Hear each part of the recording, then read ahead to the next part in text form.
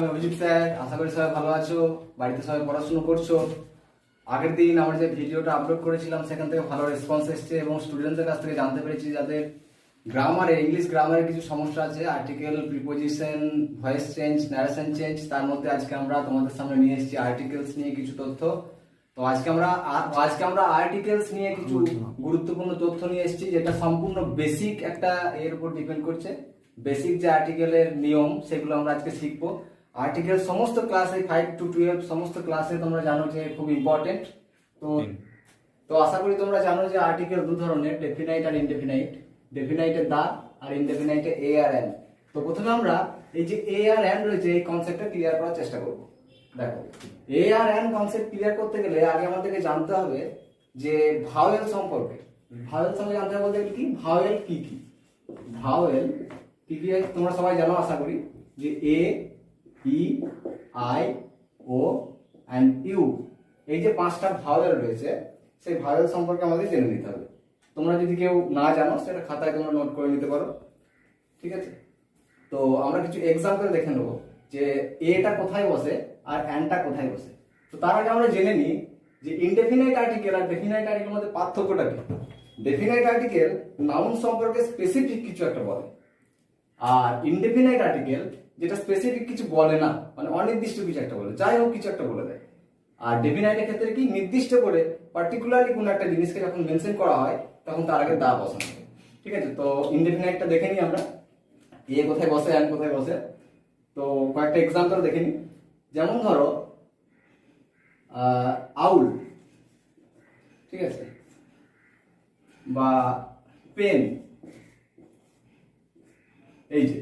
তো আউলের আগে কি বসবে আর পেনের আগে কি বসবে।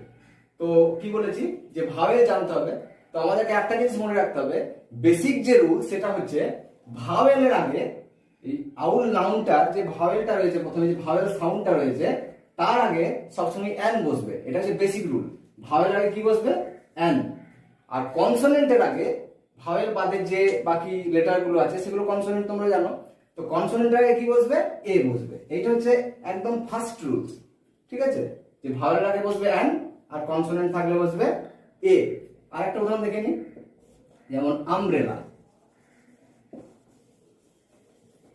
আমব্রেলা, ইউটা কি, ভাওয়েল, দেখে নিয়েছো এই যে ইউ ভাওয়েল, ঠিক আছে? তো তার আগে কি বসবে তোমরা বলতে পারবে আশা করি, অ্যান বসবে, ঠিক আছে?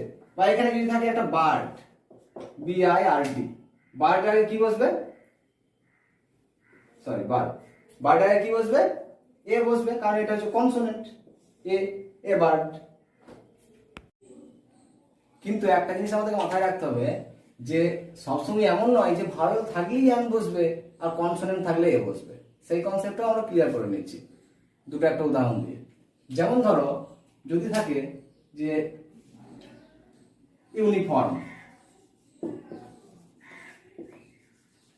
এটা কি, এটা হচ্ছে ভাওয়েল, ইউ ভাওয়েল, দেখে নিয়েছো তোমরা যে ইউ ভাওয়েল। কিন্তু এক্ষেত্রে কি বসবে বলো তোমরা? আচ্ছা আমি বলে দিচ্ছি কি বসবে। এই যে ইউটা ভাওয়েল, কিন্তু আমাদেরকে ভাওয়েল শুধু মনে রাখতে হবে না, ভাওয়েলটা ইম্পর্টেন্ট যতটা না তার থেকে বেশি ইম্পর্টেন্ট ভাওয়েল সাউন্ডটা, ঠিক আছে? তো এখানে আমরা যখন উচ্চারণ করছি এটা, তখন ইউনিফর্ম মানে ইউ এর উচ্চারণটা থেকে যাচ্ছে ইউ এর মতোই।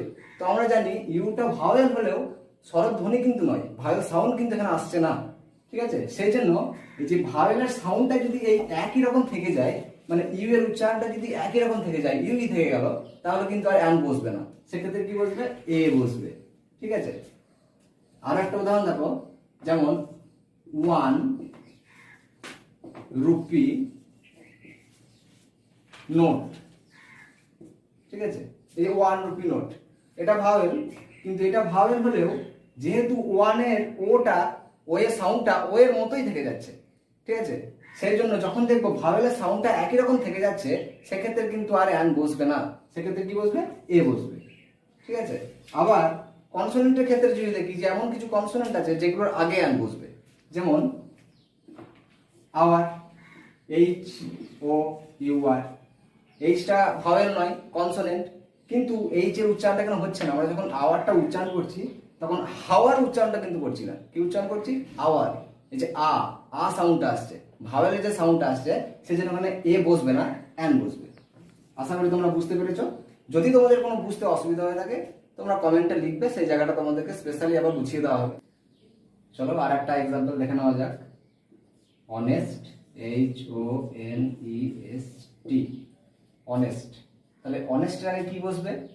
আওয়ার আগে কি বসেছিল? অ্যান বসেছিল, কারণ এইচ এর উচ্চারণটা হচ্ছিল না, তার পরিবর্তে একটা ভাওয়েল সাউন্ড আসছিল। আওয়ার, HOUR, এইচ এর উচ্চারণটা হচ্ছিল না, আই এর উচ্চারণটা আসছিল। সেরকম এখানে কি হচ্ছে যে HONEST, অনেস্ট এর ক্ষেত্রে হনেস্ট নয়, এটা অনেস্ট। ঠিক আছে, এখানেও সেই মানে ভাওয়েল সাউন্ডই আসছে, সেই জন্য এখানে কি বসবে? অ্যান বসবে। তাহলে আমরা বুঝতে পারলাম যে ভাওয়েল থাকলেই যে অ্যান বসবে আর কনসোনেন্ট থাকলেই যে এ বসবে তার কোনো মানে নেই, ডিপেন্ড করছে ভাওয়েল সাউন্ডটা আসছে কিনা। ঠিক আছে, আশা করি বুঝতে পেরেছো। আচ্ছা, আরেকটা উদাহরণ দেখো। Umbrella, UMBRELLA। এখানে যে ইউটা রয়েছে আর এখানে যে ইউটা রয়েছে, এই ইউ এর সাউন্ডটা কিন্তু সম্পূর্ণ আলাদা। এখানে ইউ এর সাউন্ড কি হয়েছে? ইউনিফর্ম, তো ইউটা ইউ এর মতোই থেকে গেছে ইউ, কিন্তু এখানে যে ইউটা রয়েছে আমব্রেলার, সেখানে ইউ এর সাউন্ডটা আসছে আমব্রেলা, ঠিক আছে। তো এখানে আমরা বসছে, আমাদের যে বেসিক রুল তার উপর ডিপেন্ড করে এখানে তো অ্যানই বসছে। চলো আর একটা এক্সাম্পল দেখে নেওয়া যাক, যে কনসোনেন্ট আছে কিন্তু সেখানে অ্যান বসছে। যেমন ড্যাশ MA ক্লাস স্টুডেন্ট। ঠিক আছে, তো এইটা আমরা কি উচ্চারণ করব? MA কেটে কেটে উচ্চারণ করতে হবে, কারণ এটা একটা ক্লাসের নাম। ঠিক আছে, তো আমরা যখন এমটা উচ্চারণ করছি তার আগে দেখো এম উচ্চারণ করার আগে একটা এ আসছে, এম, এই যে এ সাউন্ডটা আগে আসছে, এটা ভাওয়েল, তোমরা জানো যে এ ভাওয়েল। তো ভাওয়েল সাউন্ড আসার জন্য এম এর আগে কি আসবে? অ্যান বসবে। ঠিক আছে, তবুও শেষবারের মতো আর একবার আমি রিপিট করে দিচ্ছি যে এই যে আউল আছে, আউলের আগে কি বসবে? অ্যান বসবে, কারণ এটা ভাওয়েল এবং সাউন্ডটাও ভাওয়েল হচ্ছে। ডগ, এটা কনসোনেন্ট, সেই জন্য কি বসবে? এ বসবে। ম্যাঙ্গো ট্রি, এমটা কনসোনেন্ট, কোনো ভাওয়েল সাউন্ড আসছে না, এ বসবে। অনেস্ট, অনেস্টের ক্ষেত্রে কি বসবে? আগে বলে দিয়েছি একবার, আশা করি তোমরা বুঝে গেছো। এই যে এইচ এর সাউন্ডটা আসছে না, সরাসরি ভাওয়েল সাউন্ড চলে আসছে, এইচ এর সাউন্ড যে হ সেটা আসছে না, কি আসছে? অনেস্ট। অ্যান বসবে। M A student. ঠিক আছে, তো এম এর আগে কি আসবে? এম উচ্চারণ করার আগে একটা এ সাউন্ড আসছে, ভাওয়েল সাউন্ড আসছে, সেই জন্য অ্যান বসবে। সো আশা করি ইনডেফিনাইটটা তোমাদের কাছে ক্লিয়ার হয়েছে। এবার আমি তোমাকে ডেফিনাইট সম্পর্কে কিছু তথ্য দেবো। আজকে শুধুমাত্র বেসিক যে আর্টিকেলের নিয়ম সেটাই শেখাবো, পরে আমরা আস্তে আস্তে অ্যাডভান্সের দিকে এগিয়ে যাবো।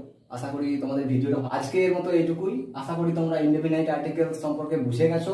যদি কিছু বুঝতে না পারো কমেন্ট সেকশনে লিখবে, সেটার উপরে আবার একটা ক্লিয়ারেন্স দেওয়া হবে, তোমাদেরকে বুঝিয়ে দেওয়া হবে ভালো করে। নেক্সট ক্লাসে আমরা মানে ডেফিনাইট আর্টিকেল সম্পর্কে বুঝবো। আমাদের চ্যানেলটা সাবস্ক্রাইব করো, লাইক করো, আশা করি তোমাদের ভালো ফল হবে। নমস্কার।